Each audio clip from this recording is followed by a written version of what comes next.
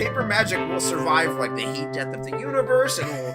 Oh, it's a smuggler's copter. Would you like to crew this? And then it crashes because they don't understand arithmetic. All your cards belong to me. 2 minutes into macing him in the eyeballs, I switched to pepper spray. He's like, it's all right, refreshing. And went back to the mace.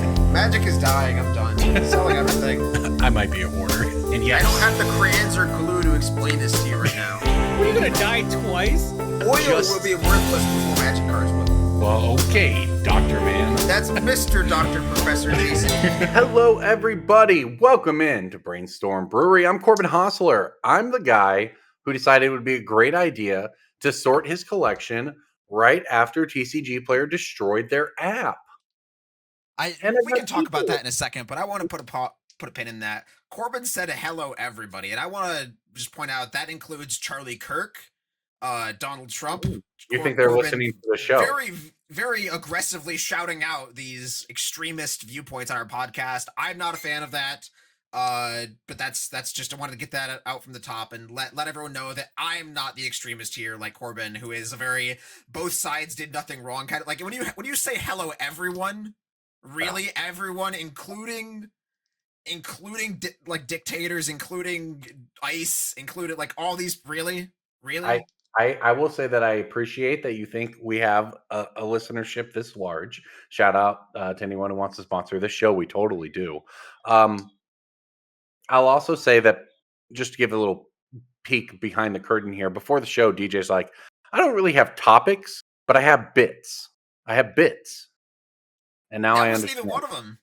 That was just off the cuff. That was just like from the heart, not even on the teleprompter. My bits are still locked and loaded, bud.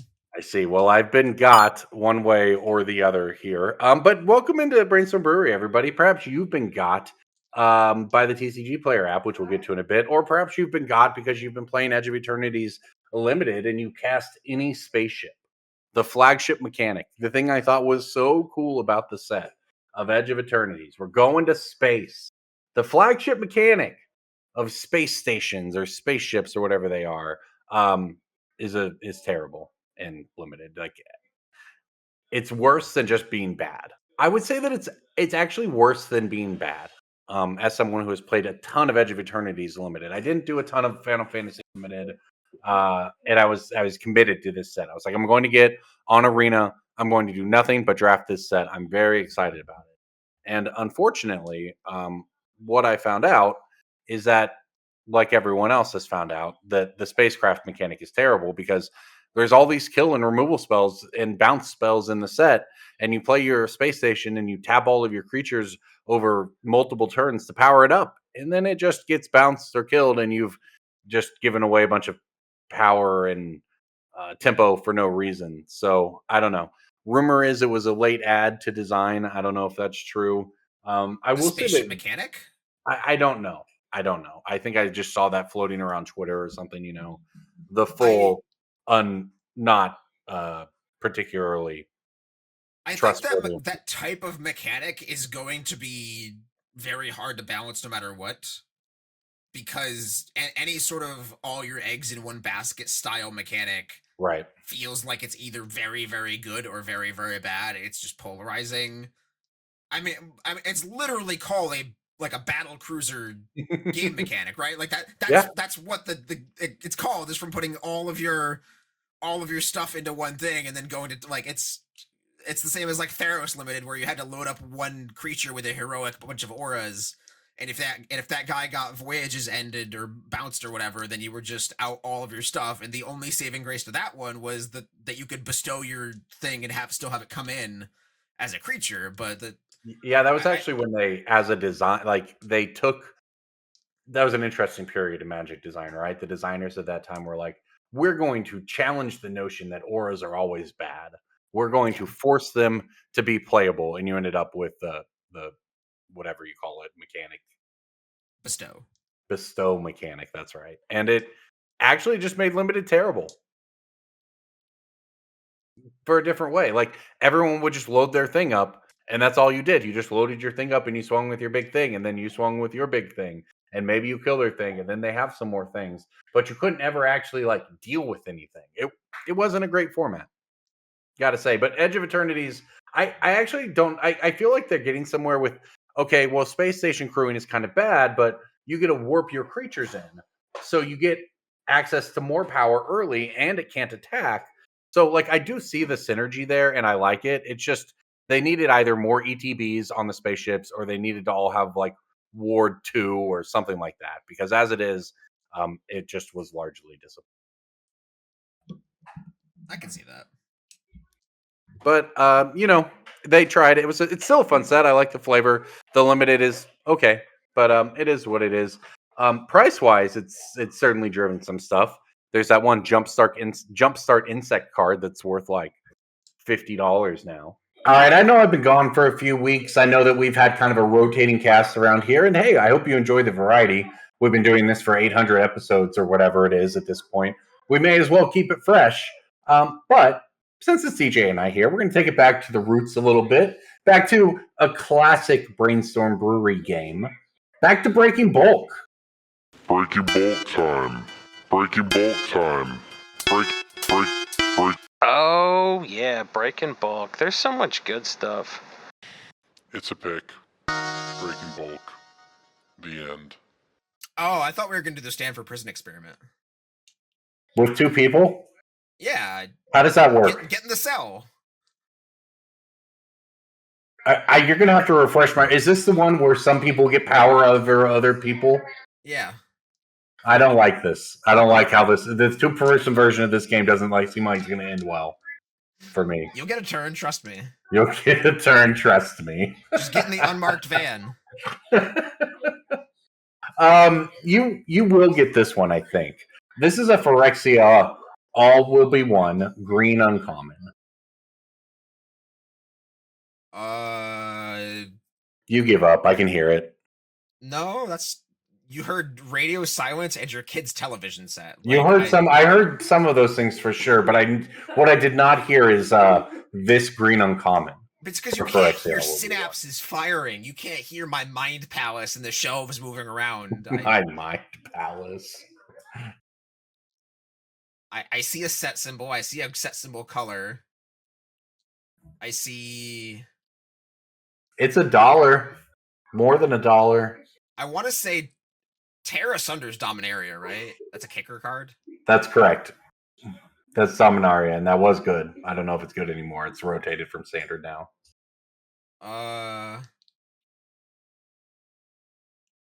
This is not a standard card.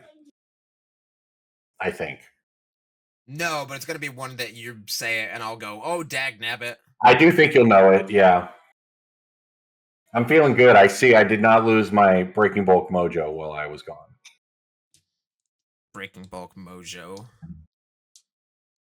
Look, all you have to do to get me is name a card from a 20-year period of Magic where I did not play. Docket. It's going to happen in 30 seconds, and you're going to... Exactly. That's why I got to get you with my new ones here like this. Sure. Yeah, new Phyrexia All Be One, the new set from 3 years ago. Okay. Newish. Newish. Go ahead and say the name of the card. Tyvar's Stand. Oh, yeah, sure. I am aware that card exists and is worth money, yes.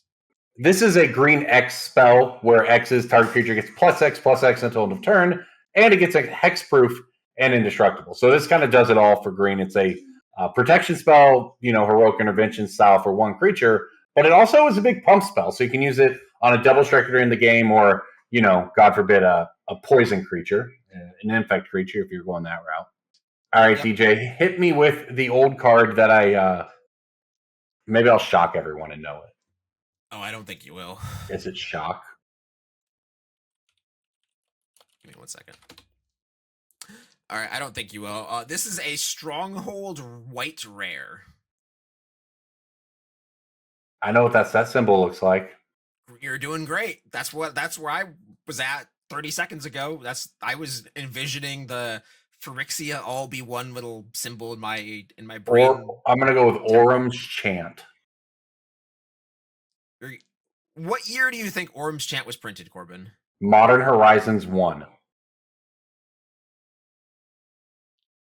I think you got both the Modern Horizons number wrong and the original printing wrong.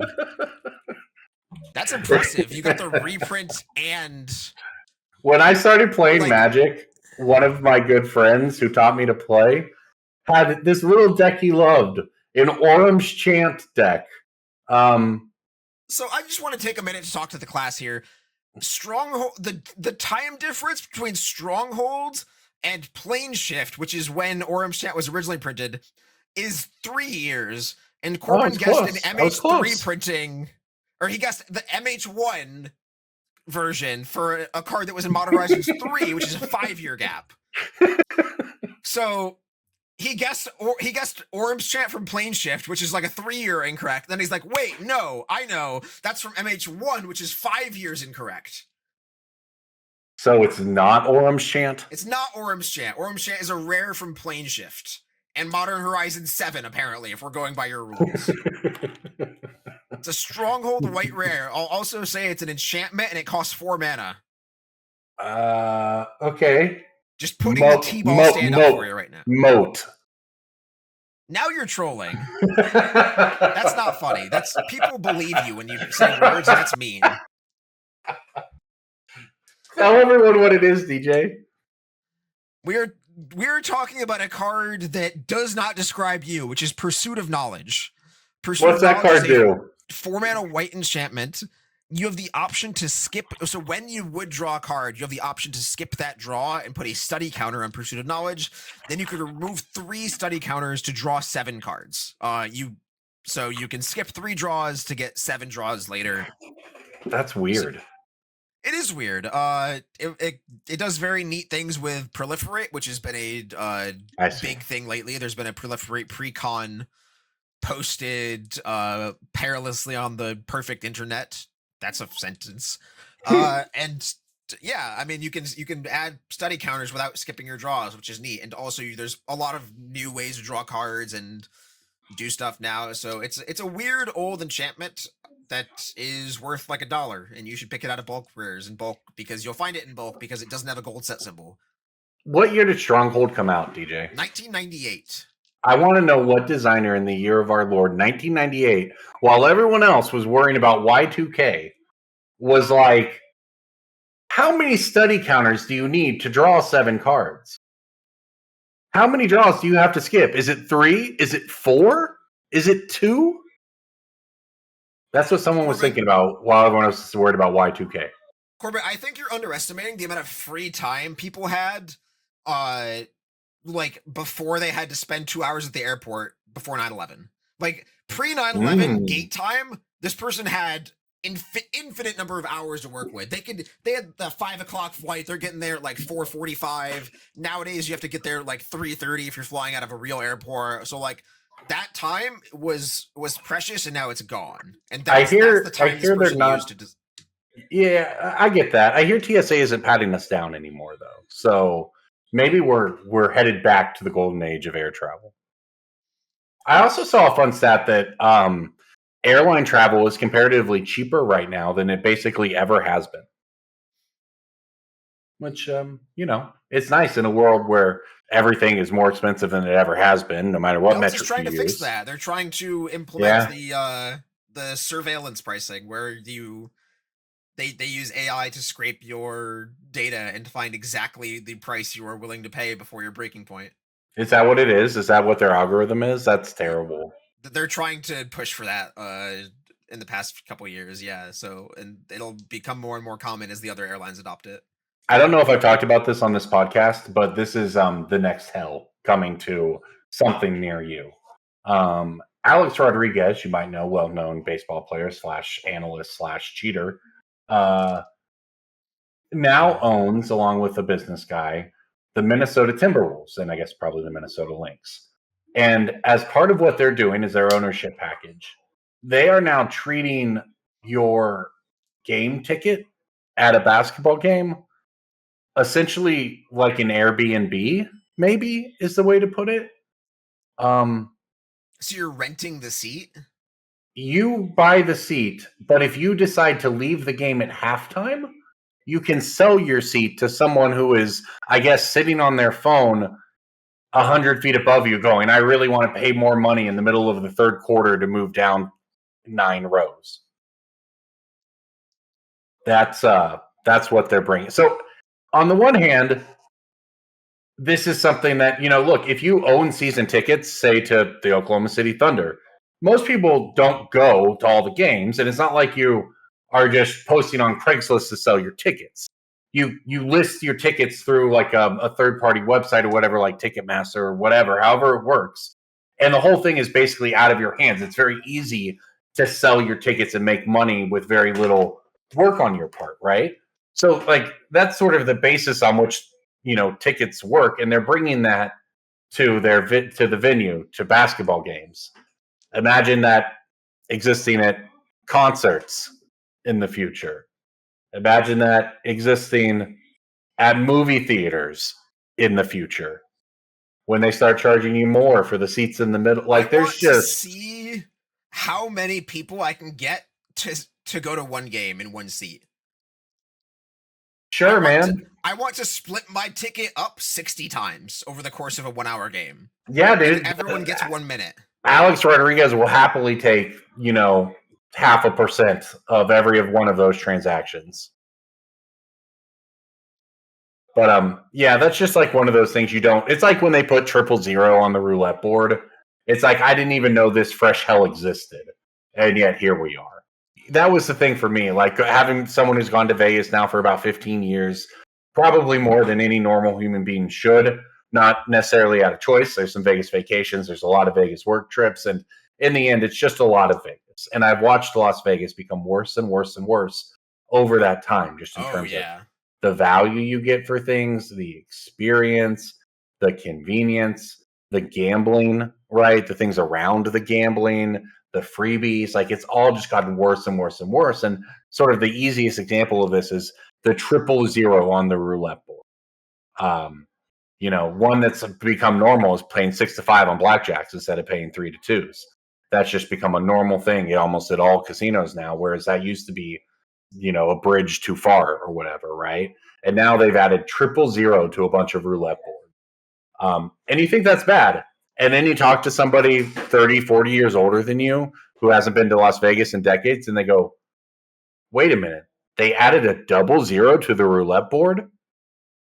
And then you realize that this thing you took for granted was in fact worse than it used to be.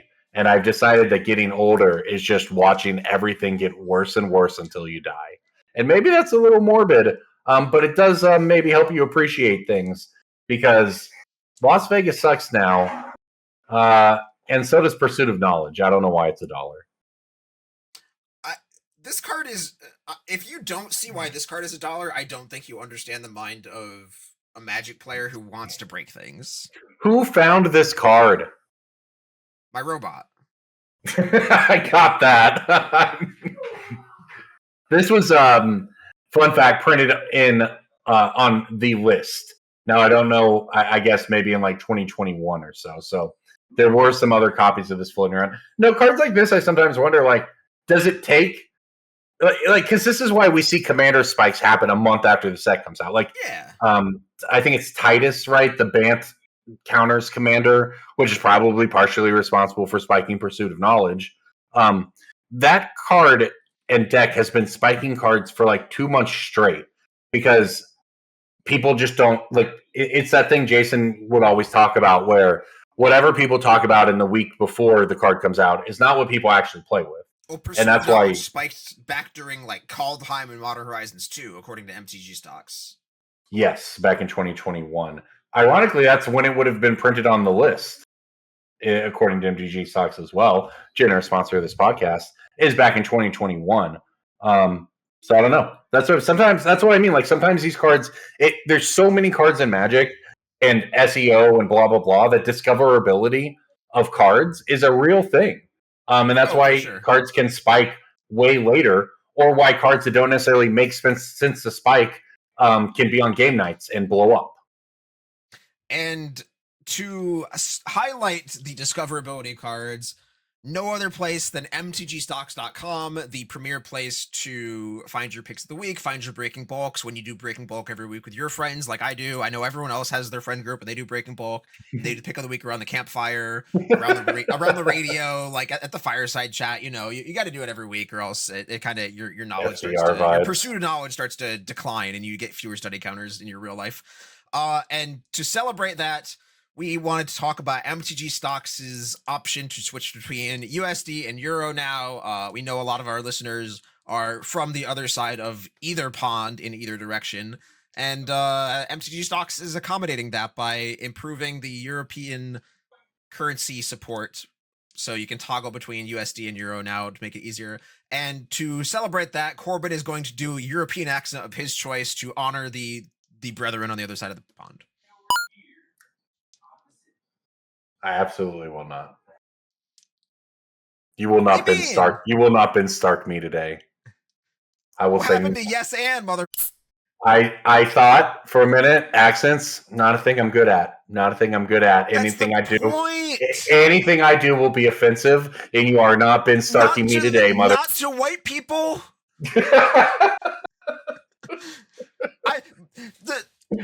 Corbin, he said euro, not yen. We're not doing. You're not doing a Chinese or Asian or Japanese accent. It's the wheels were turning in my head. The wheels were turning in my head. I can't. But you should go to MTG Stocks. Ireland or something, right? Dig in. Man, we were before the AC broke. Now we're, I think, pot committed. I don't know, to this house. Replacing air conditioners, it's expensive. Go to the BSB. Corbin, what the is wrong with you? You see, you've offended somebody. Utter shite. You have offended some of the Brits listening. All right, that was the most offensive thing to them since spiced food or something like that. Did I do it right? Jason would have to tell me. You're allowed to make fun of white people. That is true, though. You are. A few weeks ago, I went to a Mumford & Sons concert, and at the Mumford & Sons concert, Ted Lasso, the cast, came out because they were there while they were filming the new season of Ted Lasso. And I did look around and think, this is the whitest moment I've ever had in my life. Outdoor Mumford & Sons concert with the cast of Ted Lasso. But you know what? It was a good time. And you will have a good time. Go on to MTGstocks.com. Check out the premium side of the website. Get on that already. And you're especially going to want to... Do we need to have a Patreon level where you do accents? I would have to do a lot of prep work to attempt an accent. No, that's not the point. And I know. The point is it's organic and it's not racist. That's the only two requirements. There's two components to doing accents. It has to be spontaneous and not cancelable. Never been an accent guy, to be honest with you. Outside, I know what my game is. I know what my lane is, as they say, and that is not it. Are you a jumping in pools guy wearing merfolk costume? Are you a hot sauce enjoyer, Diablo? I could be convinced. Or whatever? I could be convinced. I have to say that was the peak of patreon.com/BSB, which is why all of you listening right now should go to patreon.com/BSB. Please support this show. But yeah, back when Patreon was new and not support the show if you don't support them. I jumped in a pool in a merfolk costume, man. That was not like to 6 mention, years ago. That was 5 years ago, as a matter of fact. The crowd hungers for blood. That was December 2019. Even if it's blood. That was a real interesting time in Magic because I also did official paid tournament coverage of a Grand Prix while wearing said merfolk costume. A Grand Prix. That was a slightly large pre-release, Oklahoma City. There were like 900 people there, maybe. It wasn't that bad. That would be huge today.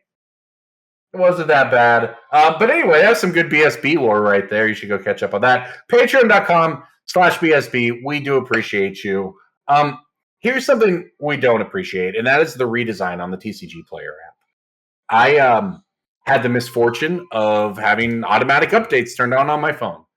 And the TCGPlayer app updated, and it is not a usable application. And I know that I've talked, at least in the after hours on this show, about how nothing makes me rage more at the world and want to actually commit violence against inanimate objects than phone apps not working in 2025. Like, things should not have worked better in the year 2015 on a little, like, TI-82 calculator of an iPhone than they do in 2025. But that's how it is. And on that note, the TCGPlayer app, I got the update. I went to scan a card. It scanned my card and said the language was Chinese. I said, okay, clearly there's just some settings I need to change. I went to change the default settings where it says choose your language, choose your condition. And all of those are grayed out boxes that you can't change. So my app is just stuck in Chinese, I guess. Now what are we doing? Now you can do the accent to show how mad you are. I went, you know what I did? I went to the web browser part of the TCGPlayer app that takes you to the TCGPlayer homepage, and I typed in the card names because that's what I had to do instead of scanning it in the damn app. It worked when they acquired this company 6 years ago. What are we doing? That's all. Like, do people realize that TCGPlayer bought the best app like the best scan app technology when that was new? They went and acquired that company because they had the best technology, and now it is somehow the worst on the market. It makes me, as a contractor for TCGPlayer, oh my god, is it frustrating?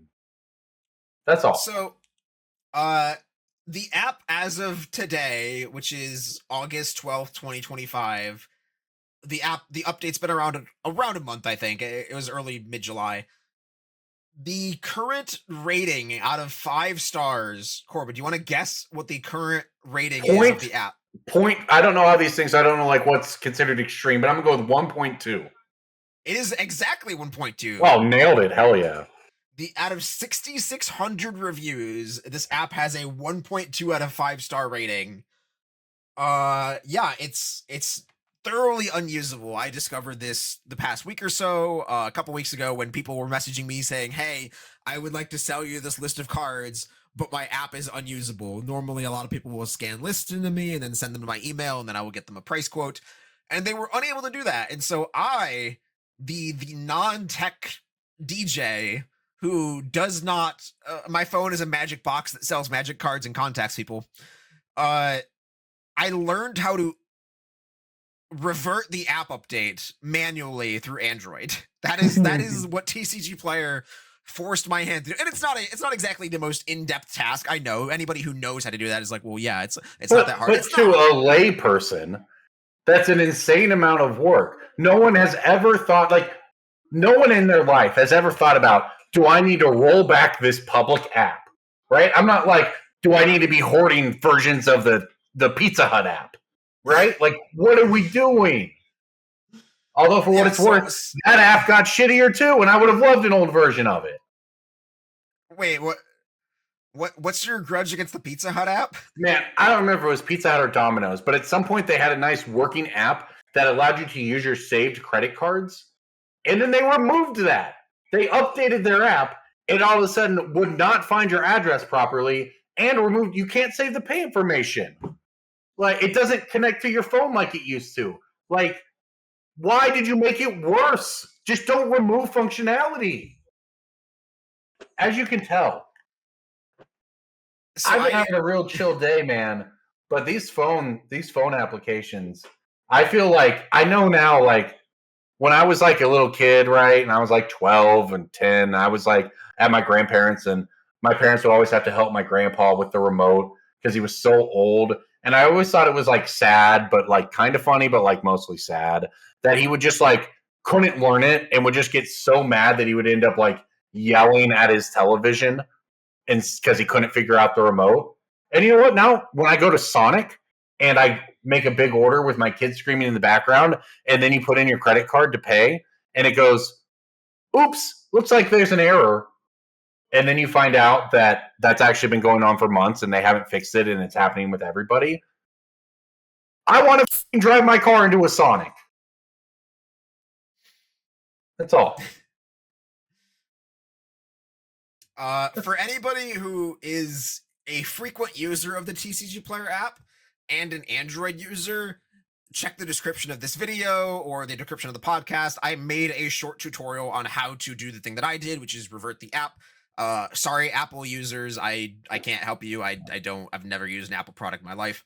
But if you're an Android user, I did make a little guide on how to revert the TCGPlayer app for you and to turn off your to teach you how to turn off your auto update, so you can avoid being a Corbin Mudgeon. Well, for me, it was like, I think at some point I didn't have auto updates on, and then you get to a situation where you like need an app for something, right? But then it's got to update, and then it's just like adds time when you're standing. I was a real long holdout for X. I had Twitter, the app with the bird, for several months after everyone's was force changed, and eventually mine stopped working. So now I uninstalled it now. Just reasonable. It was good while it lasted, as many of these things are. Was it? Twitter was great while it lasted. Are you kidding me? Was it? Yes. When did Twitter stop being like? At some point, Twitter hit an inflection point where it stopped being great and started being what was wrong with the world. And it's probably like post-Arab Spring, right? No, like Twitter that's was probably great up until Elon did the thing. Okay, maybe still like utilitarian-wise on top. Like obviously a lot of badness to it, but the badness increased. But until that tipping point of it becoming X, it was still a net positive for humanity, for sure. Okay, I'll buy that. I think I might point to like 2016, like, but a lot of stuff happened. 2015, like the rise of fake news. You know, back when that didn't mean NBC, when that meant literal fake news websites telling you Hillary Clinton sniped your grandma or whatever. That's not Twitter's fault, though. I understand. That's what I'm saying. Like maybe I'm conflating a little bit that Twitter is a large source of fake news and was around then as well. And like up until Elon bought it, it was getting better with like that's what I mean. Checking and public sourcing of. Yeah, that is true. Anyway, that's neither here nor there. But that is you're right, because at some point though it did tip. Clearly. Speaking of tipping, another word for tipping, you might say, is bending. What? Would you say that? No. Oh. Absolutely not. I would say that cow tipping is like earthbending, which is a mechanic in Avatar, the new Magic set. Can we get that on a t-shirt, please? Like, we haven't done t-shirts in a while. Can we get that tattooed on Corbin's forehead? I don't even know if it's earthbending. It might be nature bending. I don't know the show. Also, so we're getting some bending. I don't know. Nature bending's when you go poop, huh? Why have you not watched Avatar? I don't know. I think I was too old for it. Your kids are the perfect age for it. What? Yeah. No, they're not. What do you mean not? How would they? I'm saying that I was too old for it when it came out, and now it's like it's not the thing. Like they're making this set for 30-year-olds, not There's for. a new Avatar series coming out like this year or next year or something. Okay.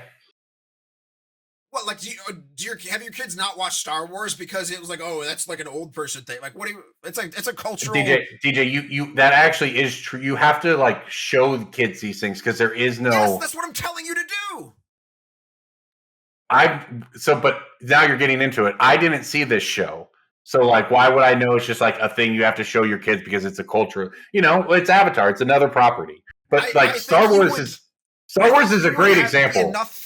I think you would be enough of an adult to understand the cultural touchstones that you have missed. Like, I missed Star Wars growing up, but I still know that it's like a big enough thing that you should eventually see it and then show it to your progeny.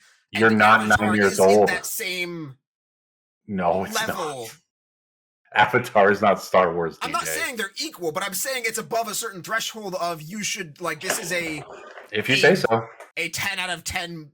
But how would you know that if you don't know that? All I know is it's a good show. It's a good cartoon. Shamrock Shake was until 2022. Yeah, that's what I'm saying, man. How does people discover things? Barren. Cultural touchstones are what's on TikTok, man, and Avatar is not on TikTok. Like that's what I'm trying to get at. Like Star Wars is not just a thing that you pick up on necessarily. For kids, you do actually have to, because you don't just, there is no sort of like I turned on the TV and Star Wars was on because Star Wars was always on, or there was nothing to watch and my parents had a VHS of Star Wars, right? Like, that's not how they go to YouTube. So, like, it's just different. That's all. But anyway, yeah, I miss Avatar. Like, you still view it through memes. Like, you can understand Star Wars through, like, these are not the droids you look like, or like, I have altered the deal, or whatever. Like, those still trickle down into, like, oh, what does that mean?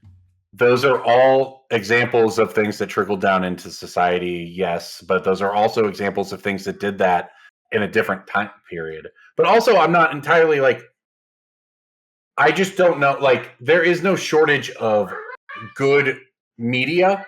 So I missed Avatar, and I had no reason to know that Avatar was, like, how am I supposed to know Avatar is on this level versus this level? Like, I don't know. There's a magic set for it. There's not a magic set for Star Wars. Well, that's Got him. I was gonna say there's I thought about that, right? Because that is a big, like, it clearly is a big, like, to me, Final Fantasy was kind of like that. And Warhammer to an extent. Or not Warhammer, Fallout. I didn't realize necessarily, like, because you don't, like, if you're not in it necessarily, like, you don't know, like, so, like, how does Avatar stack up to Fallout? You know, like, are they equal? We'll find out. I don't know. Yeah, well, that's what I mean. Like, we've talked plenty on the show of, like, we can't measure IPs unless we check their, like, revenue, blah blah blah. But that doesn't account for, like, the size of the fandom. True, like, it's right. It's really that's what I mean. And, like, yeah, and nostalgia is obviously, like, a bit where it's like it's hard to tell is Avatar truly, like, before this set, right? To me, Avatar was always kind of this thing where it's like, okay, I know everyone likes it, but do they like it because we're all in this, like, 5 to 10 year time period where this cartoon hit and they really liked it, and, like, you know, we all like Yu-Gi-Oh too, but that doesn't mean Yu-Gi-Oh is great for 30-year-olds, right? Like, no one's like, setting that aside, I do think Yu-Gi-Oh is good for 30-year-olds, but, like, but you know what I mean? Like, the cartoon, right? We're not all like, man, that really holds up as a great piece of media. You really got to show your kids Yu-Gi-Oh. Like, no one does that. Avatar did do that because it was, I think it was one of the first times that a children cartoon of that era, of, like, the Nickelodeon era, was allowed to address very deep, dark themes. Be more, and like, really stick the landing at the end of the show, and then, like, not age poorly.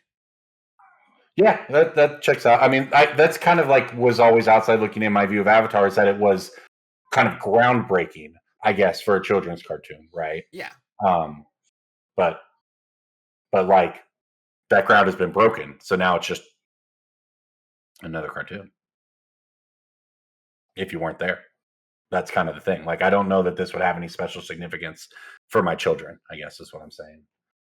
But it's very interesting. Obviously, it's a huge enough deal that they're making a mainline set out of it, coming right after Spider-Man, of all things, right? So it's sitting right next to some huge IP. But yeah, so I don't know. Let's talk a little bit about, while we're talking about Spider-Man and all of this, because we're getting Avatar spoilers and stuff before Spider-Man's even out, and we're getting all the Spider-Man stuff before Edge of Eternities even hit. And oh, by the way, Edge of Eternities is actually sold out in a lot of places because it's seemingly either very popular, or this is certainly, in my opinion, accounting for some of it, we're just still on riding that Final Fantasy high, and hopefully will be forever. But I think that there's just more bodies in the game store buying cards right now. That's kind of my wide read on it. Magic is very hot right now, and we've talked a lot about Pokemon people getting into it, and just sports people and non-Magic people getting into Magic, and all these things, and of course, not all Universes Beyond people are going to stick with the game, and Mark Rosewater can tweet his thumbs off until he dies about how this is working and this is good and all of this stuff is great. You're not going to convince the naysayers about how, like, oh, it's destroying the game or whatever, because it's been destroying the game for 35 years.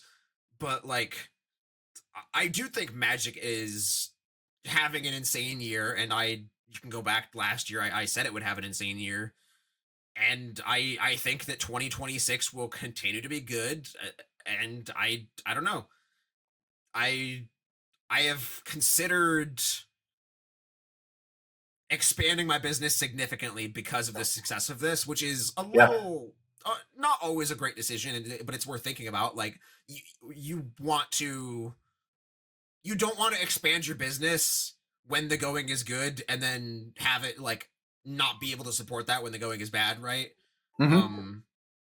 But I don't know. Like we are at a crossroads of Magic this year, and all signs point to go. And it does seem that way. What it is. Yeah, it certainly seems that way. Collector booster boxes. I remember when they were $1,200, and I said I don't think they will go past this because paying more than $100 for booster pack consistently in the long term is insane.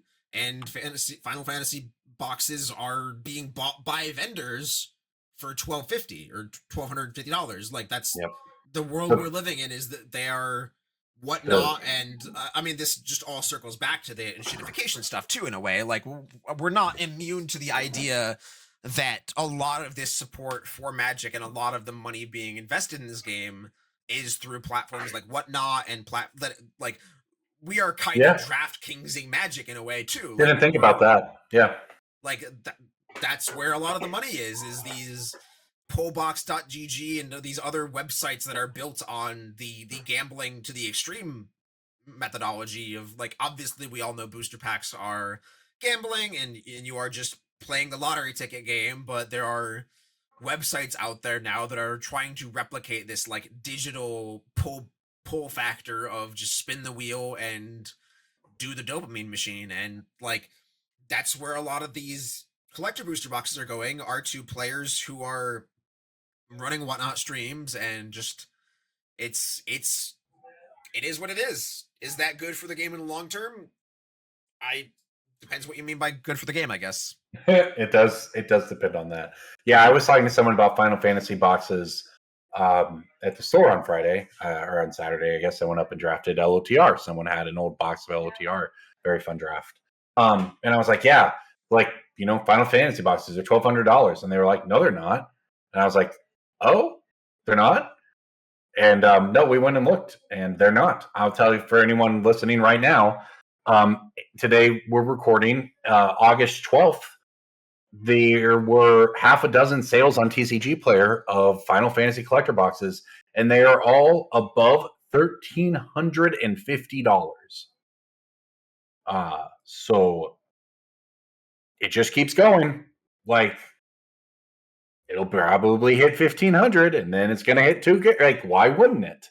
You know? Eventually, the demand is satiated. Eventually, the demand is filled for these cards. Like, eventually, there is a seemingly bottomless maw of hungry Final Fantasy enjoyers, and eventually we find a point where it will stop. That's part of it. But like, this is when we talk about Pokemon people coming in and stuff, right? Like in Pokemon, you make money by buying sealed product, more so than singles. The idea is that there's never more sealed product. There's always more singles. And that is why you'll see people with 50 ETBs of every set sitting in a massive room waiting to sell. And then they hope that they go from 40 to 100 or whatever, right? Like that's what people do. And I do think that some of that's coming to Magic. So some of the people buying collector boxes are buying collector boxes to have collector boxes, not because they want the cards in the collector box, if that makes sense, right? And that is the collectability aspect of it. And Edge of Eternities is $400 too, right? Like a year ago, you could get collector boxes for $2 something easy. And now Edge of Eternities, an in-universe Magic set with no additional licensing fees or really kind of any excuse, was still over $400 for a collector booster box. So I think that's just, we're kind of witnessing a little bit of a sea change in some of the underlying ways that people are interacting with. Foundations is closing in on 500. Foundations from last year. Well, and wait till we get that. You know what? Let's roll right on into pick of the week.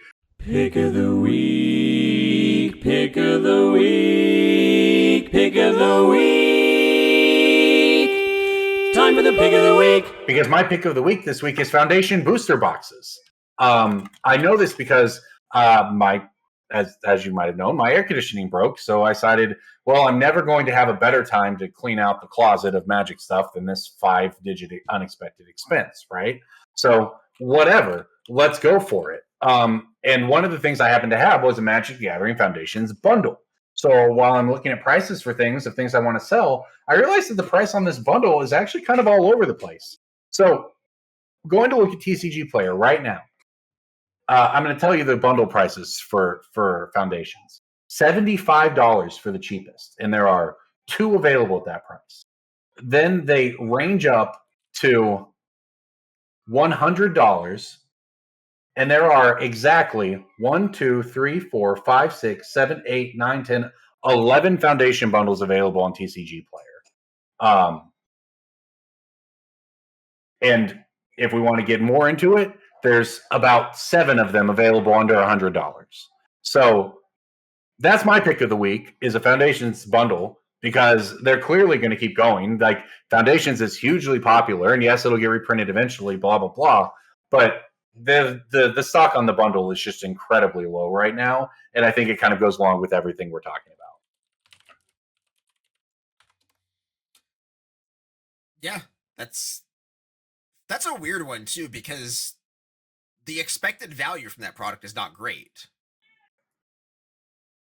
So interesting. That's what I mean. I think it is literally popular. Well, one, I don't think they printed very much Foundations, right? I think they printed it to core set levels, and then I think they had kind of a surprise hit on their hands because they had all these Universes Beyond players who they were able to hook with some classic Magic stuff, right? So I think that's probably behind a lot of it. But I also just think that as a sealed intro product, it's the perfect one, right? If you're getting someone a bundle for their birthday or for Christmas, right? This is the one you get. Yeah. My pick of the week is not something you get somebody for their birthday or Christmas for a new Magic player, but it is something you get for yourself if you would like to make money on this game or buy cards that you need for your decks at a significantly better rate than you would otherwise. A couple weeks ago, I picked the Secret Lair Commander deck for my pick of the week, and I'm doing it again for a different deck. Nice. My pick of the week last time was the Everyone's Invited deck, where you could just buy it and crack it and make money. And it turns out most of those decks are just crackable to make money. It's crazy the amount of value they pack into those pre-constructed Commander decks. But the one I'm talking about specifically is 20 Ways to Win. Yeah. The deck is available on TCGPlayer for around $200. The expected value of all the cards in the deck, if you open it, is over $300. And the Card Kingdom buy list for the total of all the cards in the deck is around $190. So you are effectively buying the deck at buy list if you buy it on TCGPlayer sealed. And so if you're part of any sort of Facebook group or any sort of Discord group that buys and sells cards frequently, you may often see people selling products at like 10% below TCGPlayer to negate the fees. So I have bought several of these just in Discord groups and Facebook groups and such for around $180, and I'm just cracking them and adding them to inventory because that's apparently the correct thing for me to do. Because the math just checks out. It's not a booster box. It's not like, oh, if I get lucky on the serialized card, or oh, if I get lucky on this. I've been just buying sealed product. Like, I'm making money off Corbin's sealed product. Mr. Air Conditioner over here. I bought his sealed product because I just ran the numbers and am cracking all the secret layers and from the vaults he's sending me. How about that work? That is the perfect transaction. Yeah, and it's all going to go through the sorting machine, and it's great. Everyone wins, and I deserve, I think, maybe like 10. I deserve to monopolize like maybe an hour of his AC use every week. I should decide when I get to turn off his AC for an hour a week because I funded X amount of it. You did fund probably about that amount of it. They cost about as much as cars these days, it turns out. Pretty insane.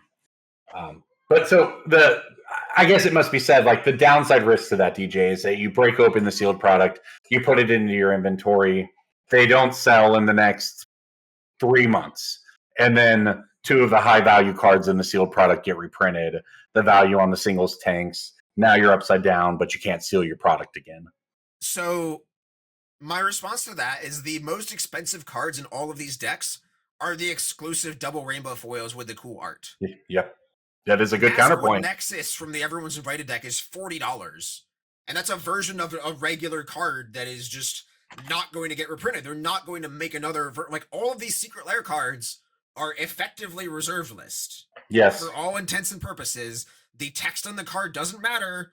The art and the frame and the foiling and the exclusivity of it and the collectability of it does. Yeah. The cats are better than dogs / dogs are better than cats. Secret lairs are like $100 a piece when they sold for like 40, I think. And people were mad at the time. Do you remember when those secret lairs came out? The cats versus the cats, not the cats and dogs secret lair. The cats are better or dogs are better. Little battle secret lair they did. People, the most upvoted comment on that Reddit thread, I think, was like, this secret lair only has like $10 or $15 in value for $40. No thanks. It doesn't matter. It doesn't matter that the Escape to the Wilds is a bulk rare, which is also the exclusive preview card of Brainstorm Brewery back in 2019. But that card has the picture of a cat on it, and that's what matters. And that is why that secret lair is over $100 right now. And well, a lot of these, I mean, there's a lot of it. It comes from the fact of like people don't want Magic to be a collectible card game. They want it to be a playing card game, right? And so like there is some amount of the base version is just $1. Why would I pay more for that, right? And that's how a lot of EV focused Magic players operate, and they do just like have a difficult time concepting that some people will just pay 5 times more for the pretty picture. I cracked like 40 Marvel secret lairs in the past 2 weeks. I guess more, because it was like roughly 40 foils and 40 non-foils, something like that. But it was the math checks out, and those cards will sell, and somebody will buy Adamantium Bonding Tank for $45 or $50 just because it's different than the original art. Yep. I mean, when I was going through my stuff, right, like in deciding what I wanted to keep and get rid of, I had a lot of random secret lair stuff that I just kind of accumulated. But like the ones I wanted to keep are the ones I actually care about, like the Ghostbusters ones and stuff like that, right? So, you know, and I'm keeping those sealed, right? And I guess ostensibly I could open up and play them, but I just kind of like having the sealed Ghostbusters secret lair product, you know? Like I think that is what they are going for with some of the secret lair collectability stuff. And your Adamantium Bonding Tank is a perfect example. Yeah. If you look at it and add 5 cents of value to your life over the course of your life, then you're up on it, man. If you look at that product 60,000 times, at a nickel a piece over the next 30 years, you're doing great. Yeah, that's exactly the way to look at it. Late game capitalism framework for you. Adding monetary value to the number of dopamines and synapses you get to fire. That is some but I do like that it is like bringing it full circle, really back around to what sparks joy. You know, you're just quantifying the joy sparked. That's all. Love it. All right. Well, everybody, I would like to buy your Ghostbusters secret lair and Airbnb it out to you, if you will. Yeah. Well, remember when CFB tried that? Remember, you'll own a piece of power. We'll keep it, but you'll all own about 4% of it, or whatever. Whatever ridiculous. Anyway, fun stuff, fun Magic history today. All right, everybody. I think that wraps it up for us here on Brainstorm Brewery. It's August. It's a bit of a slow time in the world of sports and the world at large. There is a planetary spotlight, as they call it, coming up at the end of the month in Orlando. I'll be there covering that. DJ, you headed up to that? I will be in Orlando at the end of the month as well. And then the next week after that, I will be at a charity Commander Sealed event in Rochester, New York. That is funding, I believe, Trevor Project this year. If you're not there, you are a bigot, like Corbin said. He said hello, everyone. That he was talking to all the bigots out there. I'm gonna say goodbye, everyone. This Commander Sealed Trevor Project supported thing. Yeah. Come out, play some Commander Sealeds, and I'll be vending that event myself as Card Garden. It'll be great. I hope to see a lot of people there. Hope to raise a lot of money for some disadvantaged communities. All right. Well, everybody, thank you for listening to Brainstorm Brewery. Go check out our sponsor, MTGstocks, and go check out patreon.com/BSB. You are the only reason we are able to make this show every week. We really appreciate it. So I would say goodbye, everyone, but I know that might get me jumped on. So how about Only this? the good ones. Goodbye. Goodbye, everyone, but Stephen Miller. Good night, everybody. Fuck that guy.